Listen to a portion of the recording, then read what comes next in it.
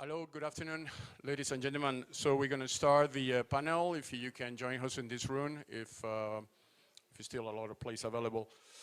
So first of all, I'd like to thank you once again to join the WISeKey Davos event. This is the 18th year. Doesn't make us any younger, but we have been doing that for a while. I still remember at the beginning of the first event in Davos where we were mainly talking about the digital divide and the identity divide and the e-commerce. So it was a long time ago. And now we are obviously talking about the fourth industrial revolution, quantum technology, AI, blockchain, and IoT, and everything which is basically converging into the next frontier, which is the space. So why the space, just as an introduction, is that in the last 2 years, WISeKey has been very much deploying large-scale IoT objects. So we have microchips, 1.6 billion microchips now installed into objects. And the connectivity of those objects is critical, right? Because you need to track and trace them around the world. Those are satellites, connections with drones, satellite connections with hardware, with computers, with tracking devices. So the IoT is a complex world. We are moving atoms versus bytes. Moving bytes is easier. When you enter into the physical world, the barriers are very large because moving atom requires a total different skill sets, which are the skill sets that WISeKey has been investing in the last years together with our partners. And today is actually a very high-profile roundtable by experts that in their own journeys are also discovering the space as potential next destination. So the panel will run, I will let each of the participants to introduce themselves and what they are doing, and then we enter into the Q&A, and then will be a wrap-up and let the public to ask the right question. The event is broadcasted through YouTube, so also audience, then they would like to give us any feedback or questions, they can do that from social media using any of the WISeKey channels. So I start with David. David, you introduce yourself and you pass the mic to the rest. Hi, I'm David Schreier, Professor of Practice with Imperial College Business School. Hi, good afternoon. I'm Carlos Moreno, VP in charge of Corporate Alliances and Partnerships at WISeKey. Hi, I'm Rafael Rodkin. I'm a founder of E2MC, which is an early-stage venture capital fund investing in space, and also a adjunct professor on space business finance at EPFL and ISU. Hey, I'm Vicente González. I'm the CTO and one of the co-founders of FOSA Systems, a company committed to provide global IoT connectivity service through satellites. Hello, I'm Laurent Villard-de-Mello. I'm the former Chief Operating Officer of Astrocast, a company providing IoT satellite connectivity. Hi everyone, I'm Ronald Manohar, co-founder and CEO of Casper Labs. We build enterprise-grade blockchain solutions. Thank you very much, everybody. So as you can realize, it's a very complementary panel that can be highlighting a lot of the issues. I think the objective of this roundtable is to really define the opportunity, because we really feel from the entrepreneur point of view that the space is a great opportunity. It's also a huge challenge. The space is a hostile environment that needs to be conquered. So maybe my first question is to David. Can you frame us this space? I mean, you're an academic, you're also an entrepreneur. So where are we talking about in terms? Why now is the good opportunity, and how you see this boom of companies now moving into space? What has been the driver and where you see this going? Yeah, absolutely, and I'll be a little expansive in my answer. So I'm a professional student of innovation, so it's been really fascinating to watch what's been happening with commercial space. So, you know, we're at this transition point where we've gone from a lot of companies involved in kind of launch and delivery. I mean, I first started working with projects in space in 2002 with guys like, you know, Orbcomm and Boeing Satellite Systems, and, you know, back in the day. And now we're seeing, you know, companies doing additive manufacturing in space, and pharmaceuticals in space, and financial services in space, with the first NFT minted in space by WISeKey. And so, you know, we see this, and our colleagues at Casper as well. And so we see that joining sort of imaging and communications was kind of that first wave of commercialization. Now we see many other industry sectors starting to come in. And this Cambrian explosion is being driven by the fact that several technologies had to mature to a certain point before we could do these other things. And the metaphor I like to look to, or the analogy, is artificial intelligence, right? I think it's a strong metaphor. So we built the first AI in World War II. And it was decades before, we had this brief flurry of interest in the 1980s, 1990s, but it never really panned out. But a phase change occurred in 2016 when Google open sourced the TensorFlow library, and suddenly deep learning was democratized for everybody. And similarly, for space technology, I mean, if we really draw the long bow, this is 1,000-year-old technology, right? In the Sung Dynasty in 1000 AD, we were playing around with rockets. But we didn't have practical rockets until World War II again, the V2 rocket program. And even then, it was the province of government only for decades. And it was only, and people started playing around with commercial space in the 1970s, but it never really took off. The collapse of the Soviet Union was the first trigger point that started to open up government technology to private sector. But it was only more recently that as other technologies began to mature and emerge, that we saw the ability to do all of these other things in space. And so we're passing sort of from the era of I'm a space technology person or I'm an aerospace engineer into specialization, right? And so that's a major change in what's going on. You can't just say I'm a space person. If you're going to do a bank in space, you also need to know financial services. If you're going to do pharmaceuticals in space, you also need to know drug regulations. Can't just be a space generalist.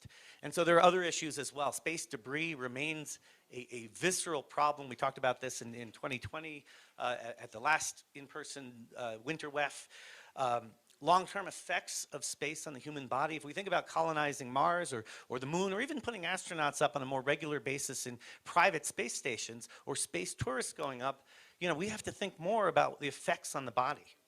And so in order to grapple with all of this, and now I'm going to talk my own book, as a business school professor, we need a new generation of space leaders who understand the nuances of these highly specialized issues. And we need to understand and develop new models of building businesses in space. So it's very, very exciting. This is the dawn of the new era. This is only the beginning. If you're here and you're saying, oh, it's too late, look, all these guys have already conquered space. No, no, no, no. We are in the very first chapter of this book. Thank you very much. I have one. Thank you, Art. I would like, before you, Carlos, maybe you are Dan because you are more WISeKey, just give to Minra the microphone. We had an amazing cooperation with Casper in the last year and a half, and actually we pushed this technology to the stream as we did a world first, which was to mint NFT from space using the WISeSAT FOSA satellites. And with a major celebrity, that was Brooke Chill, and we did that during the NASDAQ bell ceremony. So everything was orchestrated to combine this very high impact demonstration on how this technology can be used in the future. But I think the role of blockchain and the interrelation between space and the blockchain is not necessarily well understood. Maybe you can highlight us on that specific area and whatever else you want to say, obviously. Yeah, I think if you're deploying any infrastructure in space, especially whether it's data transfer, tracking of IoT devices, blockchain technology gives you two things that are absolutely essential if you're doing this. First, it gives you immutability and tamper-proof. It makes things tamper-proof, which is extremely important because when you're communicating with space, right? All your signals are basically broadband signals. They can be gophered. They can be, people can capture them. But if you have a set of distributed, a distributed ledger, you can guarantee the underlying authenticity. Especially now if we're doing everything wirelessly, the level of limiting security is harder. There's no way you can have bare metal that's air gapped.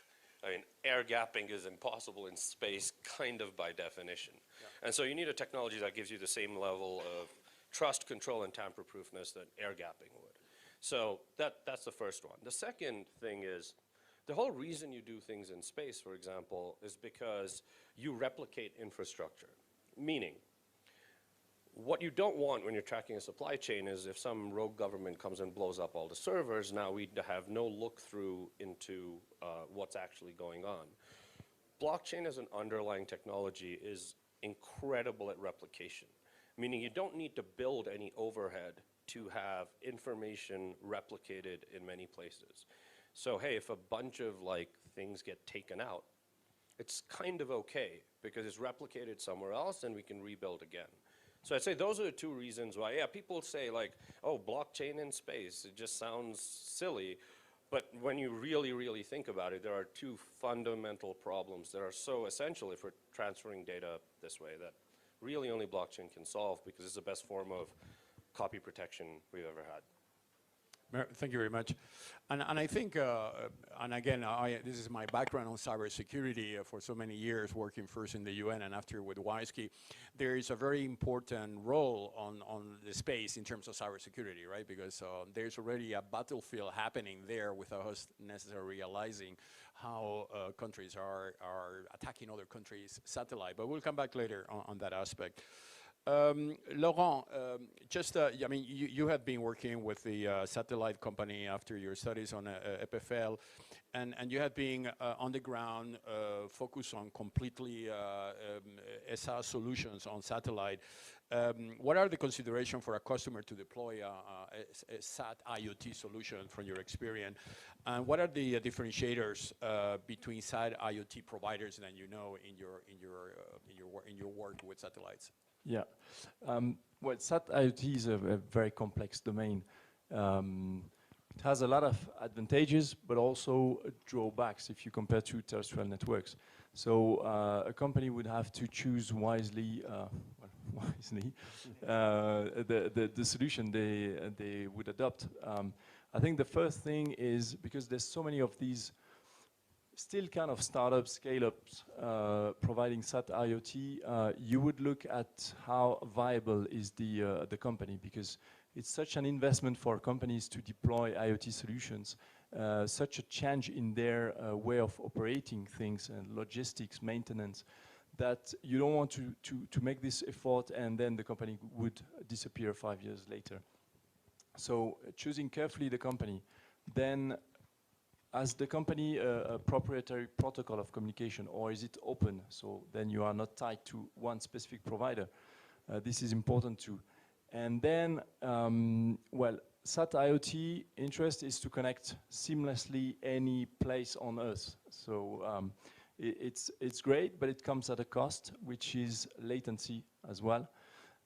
So you'd have to check if your use case could cope with the latency going from minutes to several hours, which is something you don't have on the ground. It's almost instant.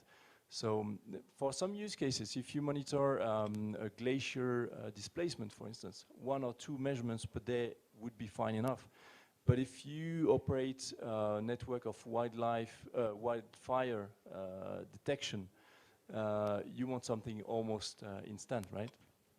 So the security aspect is important too. I would say another one would be bidirectionality. I think that speaks to all of us, but it's the ability to not only retrieve information from the ground, but also send a command back.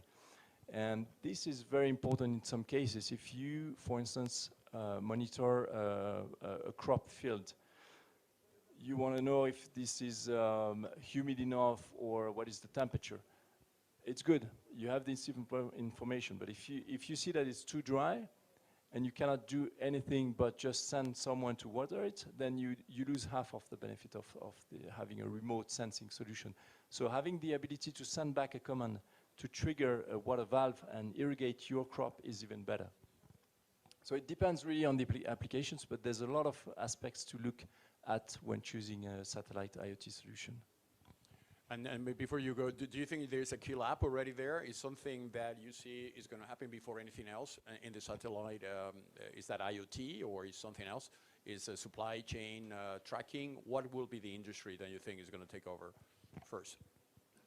Well, I think I wouldn't define it by industry, but rather applications. And what we've seen is that all these tracking use cases. It could be a container, so it would be maritime business, but it could be vaccine for humanitarian relief. It could be cattle, it could be boats, it could be heavy trucks for mines. So this is really use cases that greatly benefit from the seamless aspect of satellite IoT connectivity. Then the second one would be the monitoring of weather environment parameters. Yeah. That is really key, being able to well, retrieve information from the ground, from the comfort of your chair without moving, and you have control of your assets. That's really key. Very good. We'll move now to Vicente. Vicente is the co-founder of FOSA System, a Spanish IoT satellite company, which is very close to our heart because, first of all, I am a very good friend of Julian, which is also a co-founder with Vicente. And it's a company that we invested very early. WISeKey invested because we wanted to learn actually about all this satellite revolution. And this company is booming. I mean, it's all over everywhere in the world. You're being nominated the best startup in Spain, Forbes under 30.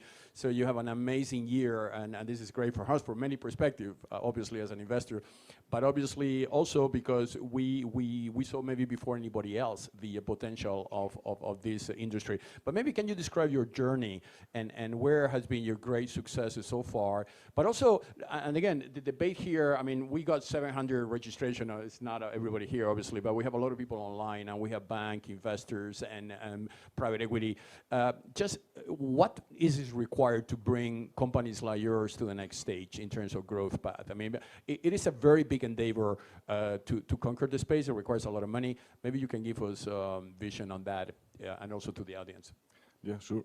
So FOSA started in 2019 with the naive idea of democratizing access to space and connectivity. And Julian Fernandez, which is the CEO, developed the very first Spanish picosatellite in 2019 that was launched from New Zealand in December that year. The traction generated by this launch make potential customers to be interested in our solution. So we established commercially the company in July 2020. It all started with Julian and I, and now 2.5 years later, we are 24 employees. We have already launched 13 satellites into orbit, and we are planning to have an operational constellation of 80 satellites by 2024. We are developing lots of pilot projects with global benchmark companies. Some of them are part of Global and Fortune 500. We are working closely with the Spanish national oil and gas operator to monitor the distribution of oil and gas. We are working with Atos, which is an IT company in Europe, to make a use case in the railway sector. And we are also developing projects in the infrastructure and construction and logistic field. On the commercial side, we are planning to grow the team. We are also planning to grow the sales. We have already invoiced around 1 million euros since the establishment of the company. And yep, we need money. This is why I ask for investors if they are interested in have a chat with us, because I think that we have a lot of potential. It's true that space tech is really CapEx intensive, but the way that we treat the technology and how we miniaturize the technology and how we optimize the cost led us to have 10x lower CapEx requirement than our cheapest competitor on that way. On the engineering side, we are planning to launch the new generation of satellites in May 2023. We recently announced the agreement with Momentus Space, and that, well, this is the current satellites that we have in orbit. And in May, we would deploy the new generation that it would be slightly bigger and would increase the performance and the operating capabilities. And then we'll come back later to you to explain us a bit the life cycle of the satellite and the type of investments that companies will have to make. An important, and this is why I got an interest on the satellite business, is that when I was looking into satellite 10 years ago, like open web and projects like that, sending a satellite was a $25 million exercise, right? And it was so difficult because you didn't have a SpaceX, so you have to organize A to Z the entire cycle. this is totally different now. You can send a satellite for $200,000, $300,000, which is what they are doing. So it is a totally different frontier. Another thing which is important is that, and this is a project, by the way, that's kind of a scoop I'm giving you, but because the satellite can combine with NFT technology and microchips, which is what WISeKey also manufactures, you can provide that to, I give you an example of a project is carbon offsetting. There's a lot of very big oil companies that have approached us and say, hey, we need to offset our carbon, and we are planting trees around the world by millions. They are planting millions of trees in Amazon, in Indonesia, and all, but they don't know how to track the tree. I mean, how can they prove that the tree is there, and there's not just one of those greenwashing exercises. So we are actually putting microchips in trees, and those microchips, together with that antenna, which is in the back, through the satellites which are in orbit, can real track and trace the trees, and they can, because there's an NFT per tree, so there's a digital identity associated with the tree. An investor can invest by buying the NFT, and as a consequence, help into the offsetting of the carbon. So it's a very concrete way to demonstrate that I am setting carbon because I am buying NFTs, and those NFTs are being issued with identities, and they are validated by the satellite. So this is the kind of new things that they are emerging. They are making this sector very, very interesting. Let's go maybe to the money question. And we have here an investor no, that's first with the information about Rafael on ventures, E2MC venture. It is now a good time to invest in a space. I will say yes, right? Because the year 2000 was a great time to invest in e-commerce and web companies, and look what they are now. So are we at the same moment in terms of the investment cycle? I mean, you know what I'm going to say, right? Predictably. The audience won't necessarily though. So as our friend from Imperial College has pointed out, I mean, we have really strong tailwinds, specifically those cost decreases. And it's actually, when people think cost decreases in space, they think like launch costs, but there's much more than that. I sometimes call it the triple whammy effect, because the cost of launch is coming down, the cost of the components that are launched are coming down. Sometimes people understand the second part. What people very often forget is the third part. The components are getting smaller. So that means the cost of taking any capability to space, whether that's Earth observation or communications, IoT, whatever, it's decreasing by magnitude, orders of magnitude. So actually, I've been telling this to people quantitatively for years, but McKinsey, and they're actually here in Davos as well, they finally wrote this down actually quantitatively beginning of the year, and they took the advantage, the example of a medium resolution Earth observation satellite, and compared to 10 years ago, the cost of that capability decreased by a factor of 3,500 times. 3,500 times, right? So several orders of magnitude. Now, I used to be a generalist investor in hedge funds, kind of covering all industries. I've never seen an industry that goes to several orders of cost decrease and doesn't have a dramatic impact. So yes, I do think we're at a similar moment as the internet in the late 90s, that people are just starting to understand these cost decreases. And what I mean by people is like entrepreneurs, and entrepreneurs from beyond the space sector. That's really important. Let me tell you, as a venture capitalist, almost 100% of the business plans I'm getting right now are people from the space sector. And I'm old enough, I may not look, but I'm old enough to know that the internet was the same thing. Mid-90s, the internet business plans was people like Mark Andreessen from computer science departments. Then it took a few years, and people like Jeff Bezos came in. And that we still have ahead of us in space. So yes, so from these sort of like secular macro drivers point of view, it's a really, really exciting time to invest in space. So now people may say, oh, but the markets, oh, but the war. Well, you know what? The markets are the markets, right? And in space, we're looking a few years out here. And actually, if you look at comparative times in history, like the 70s, that's pretty much when Silicon Valley started. That's when actually venture capital as an institutional industry started. And the war, you know, this is sort of an ugly thing to say, but the war is actually providing additional tailwinds, because government's defense spend around the world is going up, and guess where part of that money goes? So summary, yes, it's a great time to invest in space. Yeah, I fully agree. And by the way, it goes also with the new positions of the European Union, and in particular the E-Chip Act, which is a $45 billion support for enterprises in Europe then we'll develop IoT, microchips, and satellite connectivity. The Spanish government just announced, by the way, with your Prime Minister, the $10 billion for space-related startups. So that means that there's a need, a geopolitical issue here as well. I mean, if we don't enter the space now, it's going to be very difficult later. And you will have countries like China and others that might be monopolizing the space. So maybe, David, as you are teaching students, what will be the, and we have a lot of students online, what will be the incentivization for young people to enter into this sector? Is something that you see already, or is something that they are waiting and see, or is excitement? If I will be 25 years, I will be applying for a satellite and a space company, right? That's so exciting.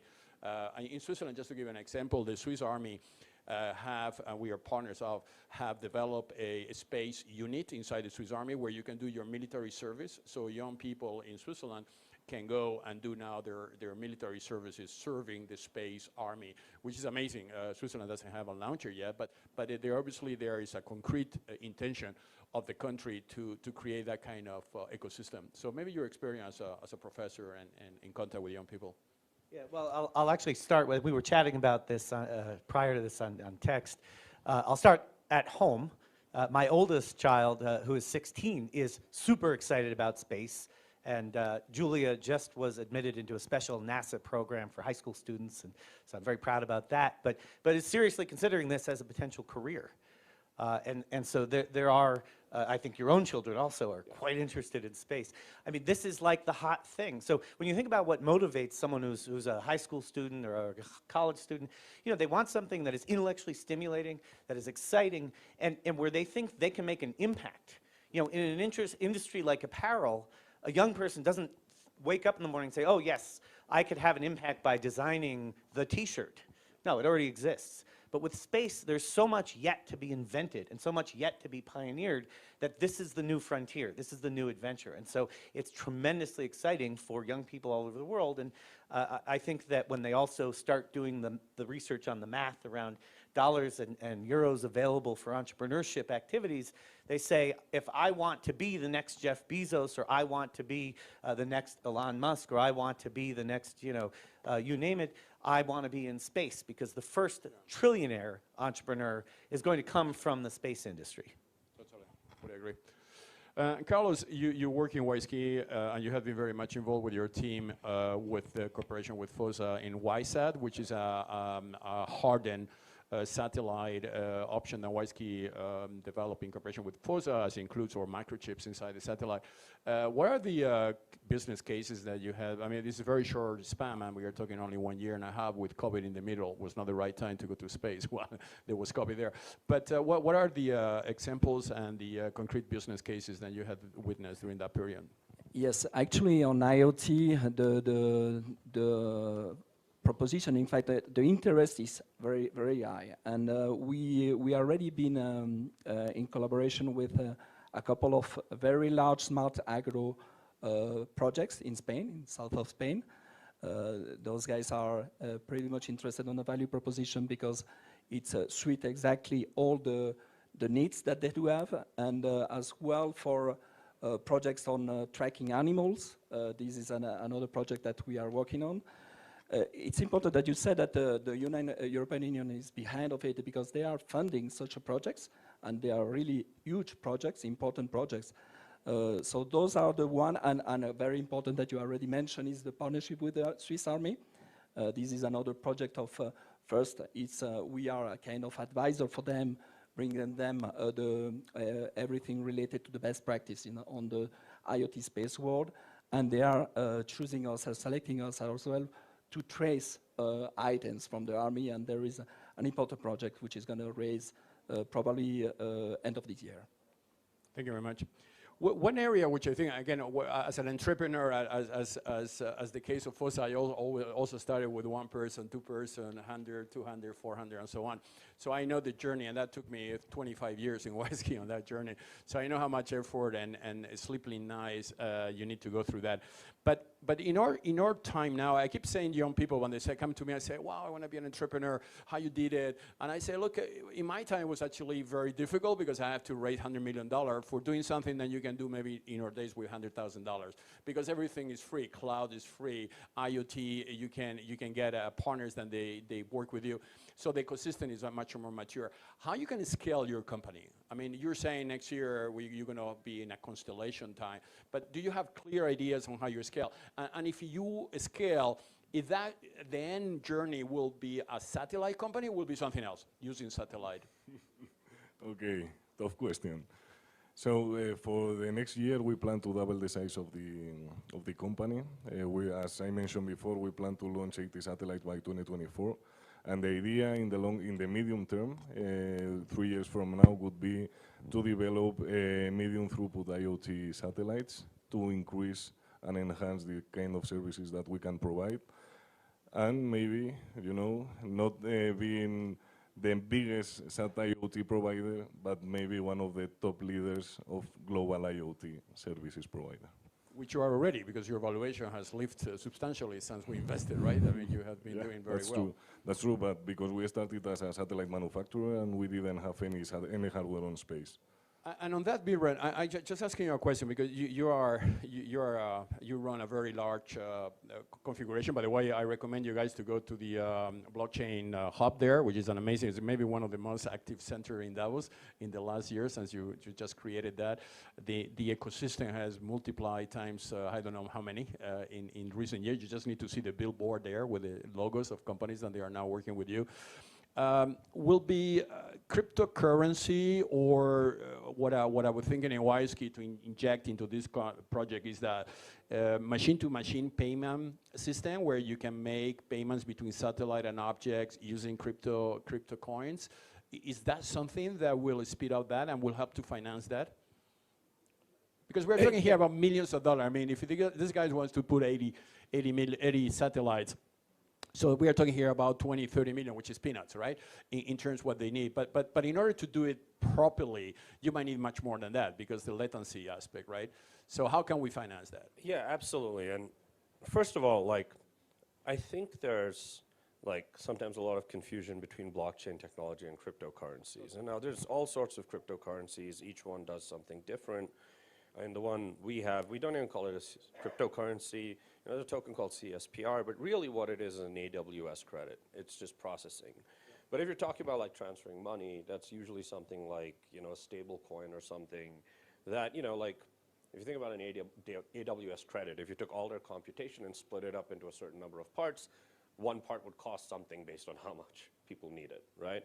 And that's one part of the business, and we like to drive usage. But transfer via space, et cetera, is absolutely possible. I think the mechanism would much more likely be stable coins, like some of the great work people like Circle and Reserve are doing.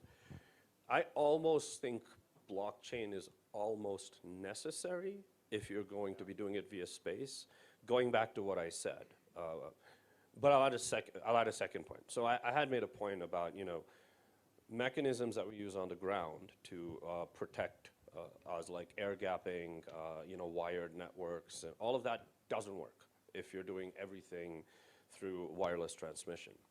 But the second thing that's also really important is because blockchains also allow Turing-complete smart contracting, and especially ours allows you to have upgradable smart contracts that allow you to change the mechanics if regulatory frameworks change.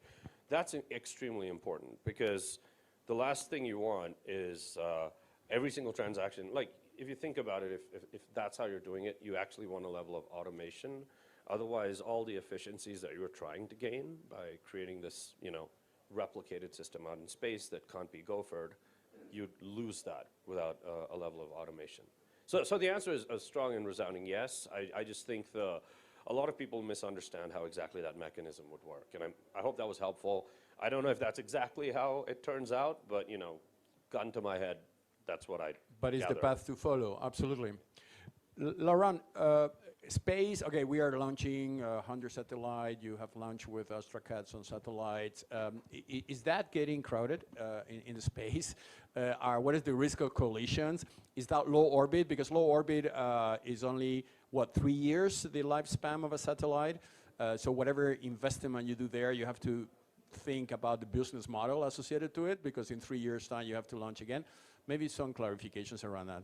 Sure, sure. Yeah, it's a growing concern. I think we hear more and more about this issue. And Professor, you talked about it briefly, of the space debris. Yes, there's more and more of these big constellations. There's Starlink. They have like more than 3,000 satellites already, and they target like 7,500, I think.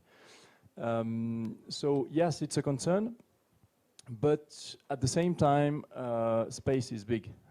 And I think people sometimes they there's a bit of drama around this, but actually there's a lot of space over there.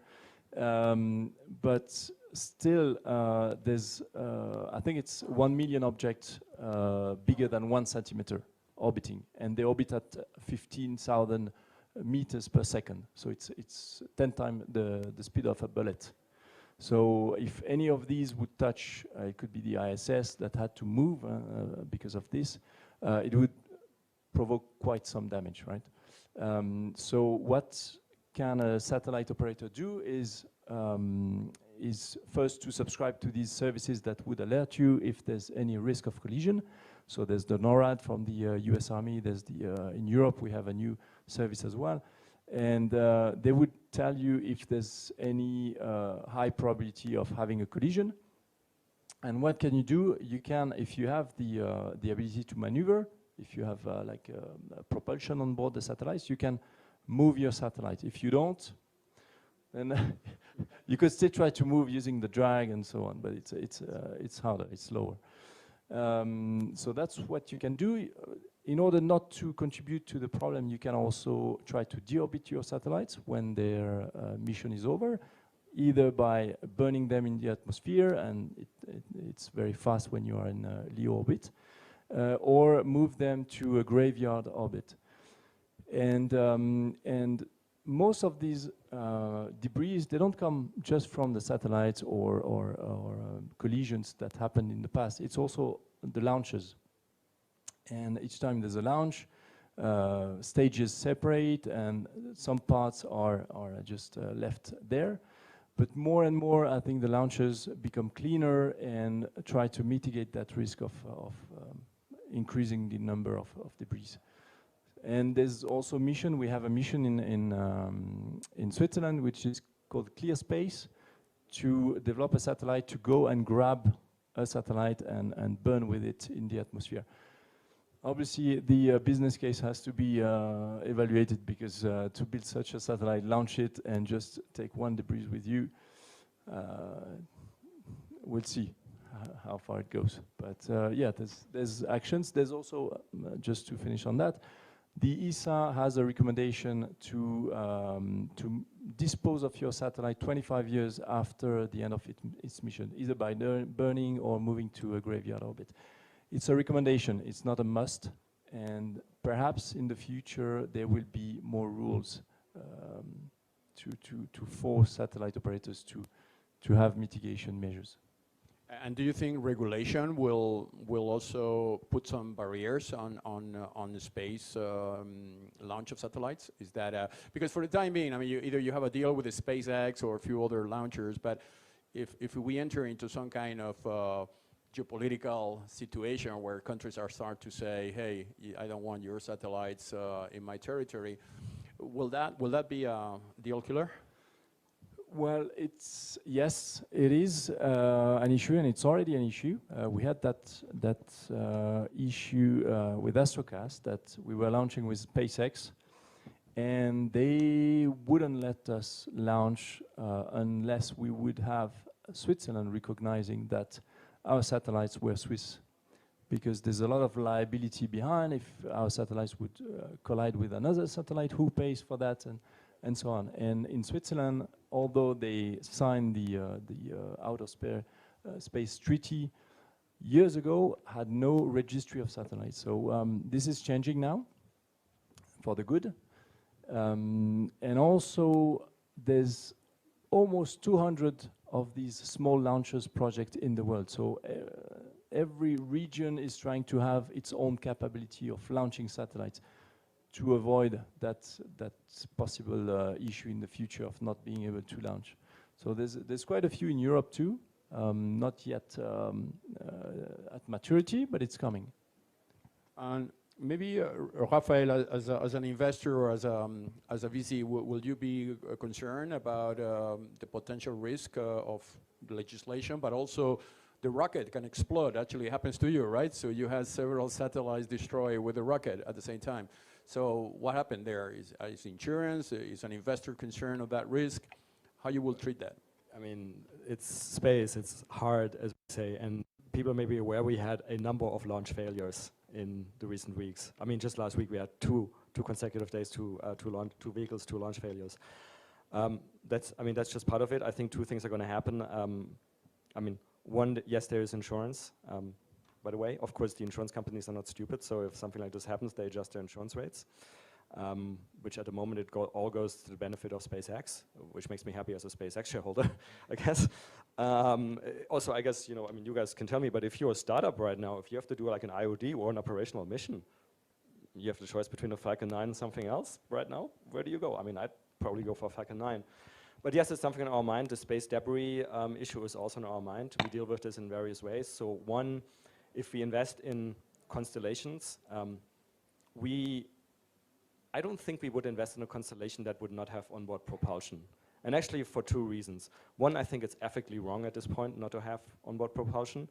And secondly, as we kind of implicitly already said, well, if you get a conjunction situation, and there's a lot of conjunction just means the risk of collision situations, and you don't have onboard propulsion, you kind of, excuse my language, screwed, potentially, if something happens.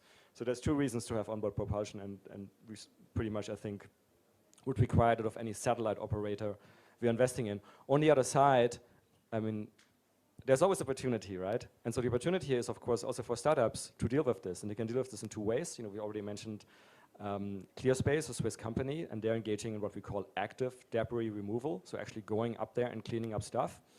The problem with that, from a business point of view, is that really nobody knows who's going to pay for that on a sustained basis. Unfortunately, if you use a little bit of business economic slang here, outer space, or I should say, space, including the Earth orbits, it's a perfect example of the tragedy of the commons, like the oceans. It doesn't belong to anybody. People can overuse it, and then everybody uses it. It's basically game theory going bad.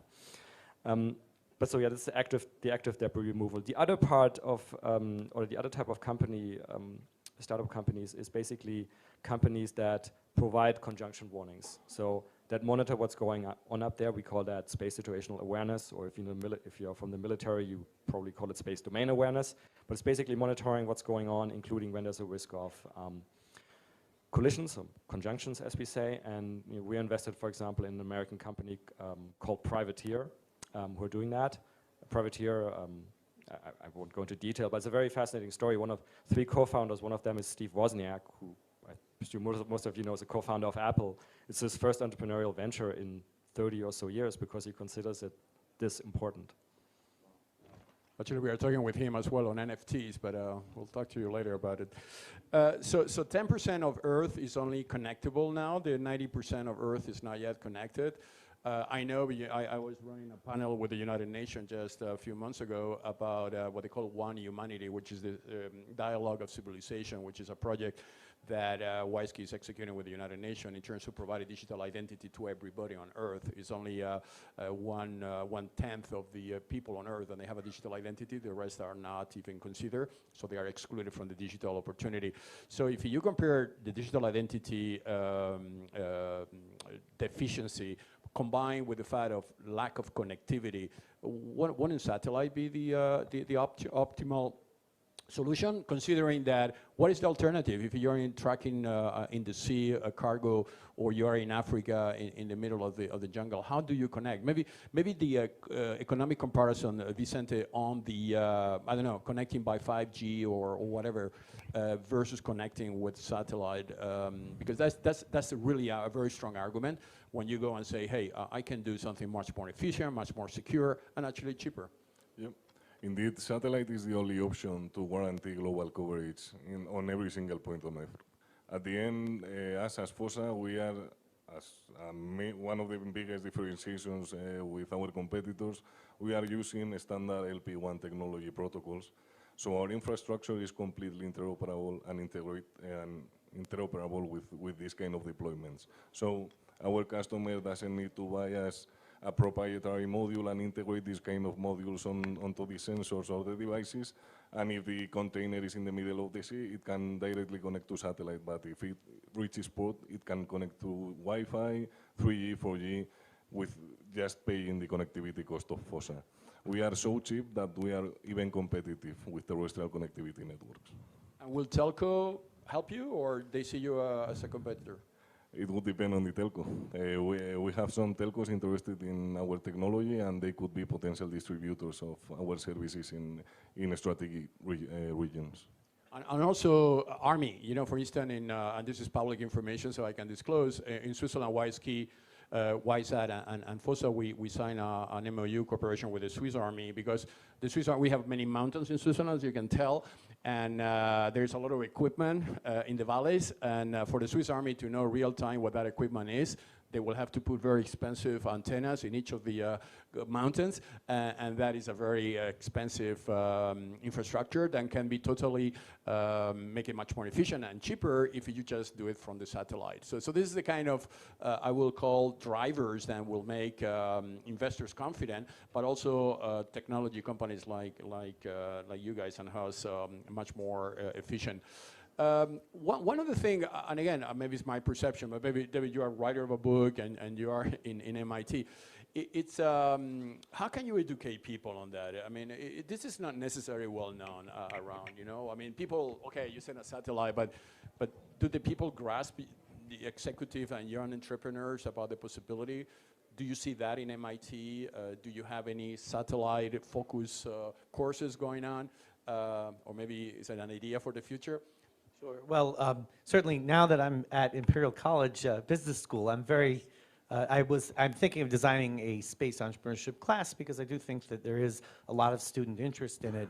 Absolutely, at the MIT Media Lab, where I used to be, about a third of the research groups had something to do with space, to such a degree that, you know, Dava Newman, former deputy administrator of NASA, was appointed head of the Media Lab. So, you know, I think that when we look at leading academic institutions, you know, we see this, you know, rising tide of research and pedagogy around and student interest around not just, you know, how do we design an amazing microsatellite and how do we launch it up, you know, less expensively, but also what do we do with it when it's up there? So there's a fantastic spin out from MIT and Harvard called, you know, tomorrow.io that, you know, started as Climacell, right? But they eventually sort of went up into orbit because they said that, you know, space superiority is essential to understanding agriculture.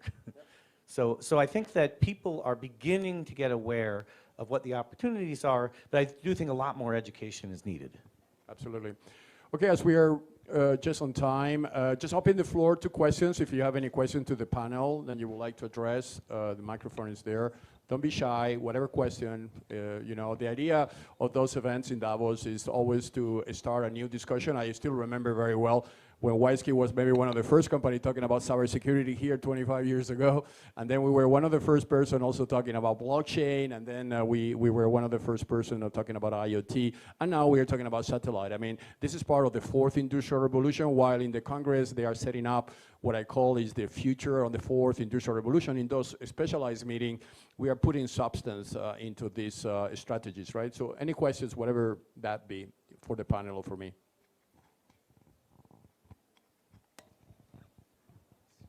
Thank you all so much. Really appreciate your work. I'd love to ask you all about your vision for the future of space. What is the best case scenario as you look to the next 10 years? And how do your particular industries and what best policies could help reach that vision? Great question.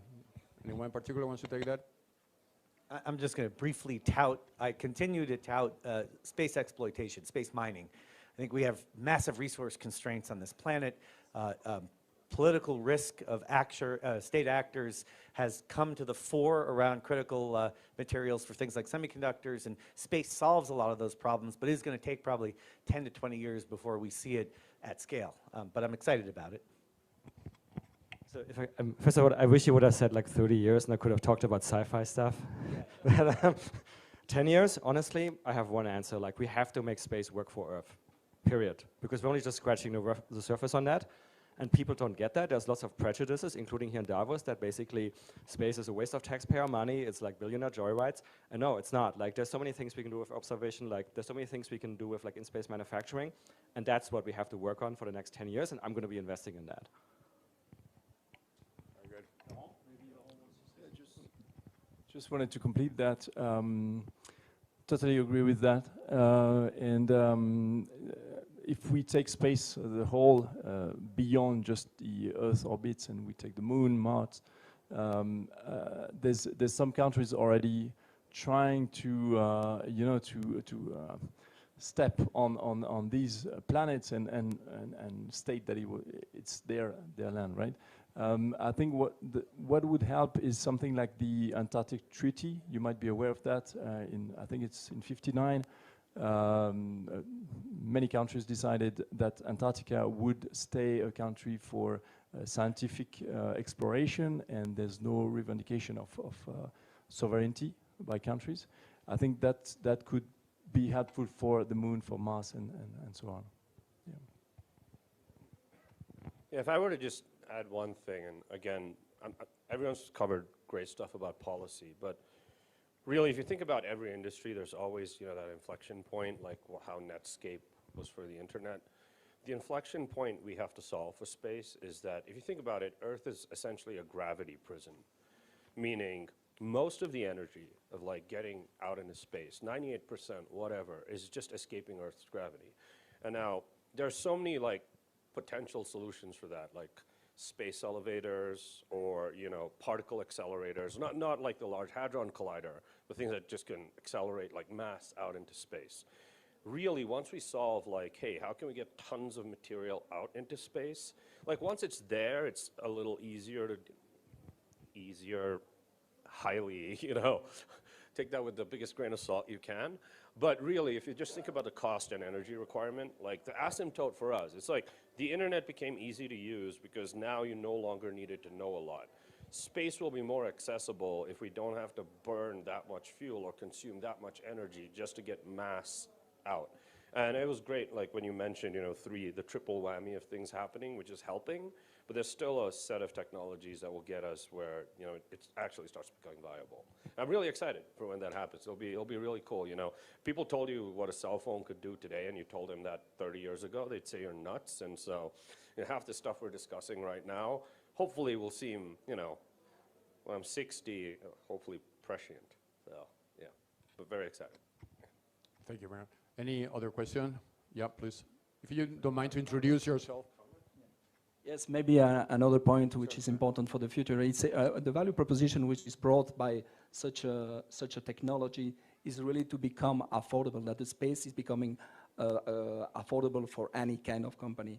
On the past, the price were prohibitive, but now it's any kind of company can afford to buy either a constellation or a service, because we are offering this as a service as well. Great. Another question, if you don't mind to introduce yourself when you ask the question, so everybody. Yeah. Hi, my name's Ben Haldeman. I'm with Moondao, and I founded LifeShip.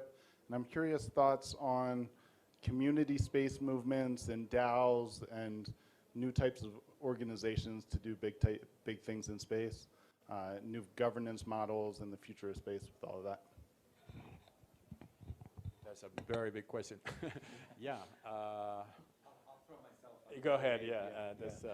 Yeah, well, I mean, this gets back to the point I was making earlier about, we're dealing with, not only latency, but cost and risk and a number of other factors that may require different models of business in order to successfully sort of access, or different models of organizing humans. But there's also an interesting idea, which is as we've started to see a decrease in cost, it can be affordable to democratize access to space to a community-led movement as opposed to a government-led or even a large corporate-led movement. So it's a free market. It's absolute, well, there are space licenses, but let's pretend it's a free market. And so there absolutely are opportunities for different models of organizing capital and intellectual property to access space, including nonprofit and community-driven models. Yeah, I think this is actually a subject which also requires an analysis of what humans will be in the future. It's actually one of the big subjects of the Transhuman Code, the book that I wrote with David Ferguson, which basically positions the human. I mean, in the fourth industrial revolution, the exponentiality of technologies are already happening. They are reinforcing each other. The role of the human is interrogation point. We are humans, so we have been here for 200,000 years. We need to ensure that we're gonna still be here in the next 200,000 years at least. And for that will require compromises in every single sector. And space is gonna be the, I will call the most difficult one, because it's a hostile environment for humans, right? So that's an area which is a fascinating subject to discuss in the future, yeah. Any other question? Yeah, please.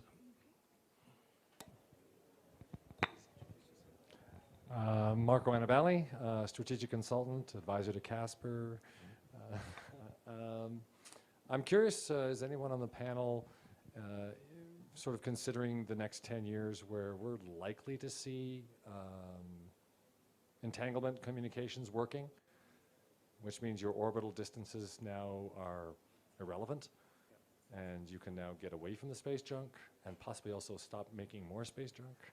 The concept of WISeKey satellite being someday, 5 years from now, $100 to put one in orbit. And so we'll have 8, 10, 15 billion satellites orbiting in low Earth orbit is kind of scary. I think maybe from the WISeKey perspective, obviously we don't want to be a satellite launcher. Or, for us, we want to connect the world, and we have microchips and IoT, and that's what we are doing, both on people and devices. But when we enter into this space sector, we realized that this was the cheapest and global way of doing it, right? Whether in 10 years' time, we might not be at all in the satellite industry, that will mean that we have been successful in the IoT space, right? So we will have a very successful, as I mentioned at the beginning, moving atoms is a very complicated duty. And the world is connecting to the internet, 1 trillion objects. Everything is going to be connected in the next 20 years, right? So how are we going to trace them? How are you going to be sure the communication of those objects? But maybe any other person in the panel would like to give more color to that question?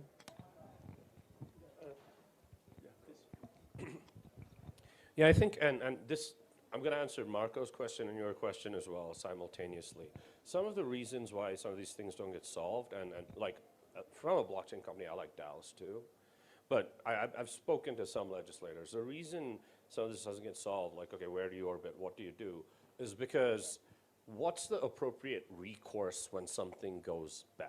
Mm-hmm. So if you think about it, like, the way space is generally governed is similar to how militaries are governed. I know it's not a 1:1 analogy, but in terms of like protectionism from governments, et cetera, you have to realize, like, as you mentioned, right, like we have to say, like, oh, Switzerland is launching these, right, for example. And so I don't have a great answer. Someone's going to figure out like the recourse debate, and then I think once recourse is settled, then both things like community, things like DAO and communication entanglement both kind of get solved. But that's in my opinion, probably going to be the fulcrum point. Another fascinating aspect here, which is we didn't touch a lot, is the communication aspect. I was yesterday on a launch cocktail with Sandbox AQ, which is the Alphabet spin-off on Quantum, which is a very interesting company that WISeKey is cooperating. And there the discussion is how can we make quantum connection from the satellite to the object, and that will be a game changer, right? I mean, quantum communication is coming. quantum readiness on both microprocessors and hardware is already there. Post-quantum is a very big endeavor by many governments. So think about that. In 10 years' time, your space is going to be a quantum space, you know, and that will totally change everything, because the capability, computational capability is endless. So it's a very exciting area. I'm sure in 5 years' time here in Davos, this panel will be much bigger than the NFT panel, which are waiting there for joining us. As we are with Casper Lab, we are launching, we have launched the wise.art platform, which is a very successful NFT platform, and everybody's talking about the metaverse, NFT, and all this excitement in Davos. But actually, I believe space is going to take over in the next future editions. So maybe just closing remarks for the panel, and then we give the NFT team the possibility to join here. So just closing remark, maybe David, you can start. Sure. I'm going to recommend any of you interested in this, read this wonderful book by Robert Heinlein called The Moon is a Harsh Mistress, because sci-fi authors have predicted a lot of technologies that then were developed. So in this book, the moon has permanent human habitation. It is governed by the UN, and they have these magnetic railgun launch facilities to get things inexpensively up into the air. So there's a lot of other cool things in this book, and it's worth looking at also from a geopolitical standpoint. But just take a look. It's inspirational and maybe predictive. Yes, for this year, really, I'm looking forward to engage with the projects that you just mentioned before. And I believe that there will be much more that are coming. So this 2023 is going to be really the launch of the value proposition. A couple of things. First, David left out that they're then using those mass drivers to attack Earth, but like, read the book, it's a really good book. What I really want to say though is, like, you're here, that's a good first step. I don't care what your sector is, I don't care what you're doing for life. Space is going to become relevant. And this may sound far-fetched, but look, you know, by background, I'm a machine learning guy. I remember walking around like in 2010 and like telling people, look, AI is going to be really important. And like, oh, AI is really, like, AI is everywhere now. And I don't know, you guys have used ChatGPT and Midjourney, and now it's becoming like really clear how important AI is going to be. And it's going to be the same with space. So it's good you're here, inform yourselves more. I spend about 20% of my time on outreach to educate people. So yeah, I'm teaching at university, but I also have a almost weekly podcast, the Space Business Podcast. I have a couple of online courses on EDX, on space business. So there's plenty of stuff out there that you can inform yourself on space. Well, thank you, Carlos, for giving me the opportunity of being here and sharing what FOSSA does. And I just want to say that if you're an investor and you want to be part of this new revolution of space-based satellite IoT connectivity, please have a chat with us. Yeah, thank you very much for inviting me. These last questions about Mars reminded me about, and we talked about Steve Wozniak before, a famous Apple commercial who was saying, those who are crazy enough to think they can change the world are the ones who do. And I think there will be a lot of creativity around space, and we've seen what Elon Musk, even though he's not, he's a bit crazy sometimes, but look at what he's done, and we'll see more and more of these entrepreneurs benefiting from cheaper access to space in the future. Since we started with a book recommendation, I'll end with one.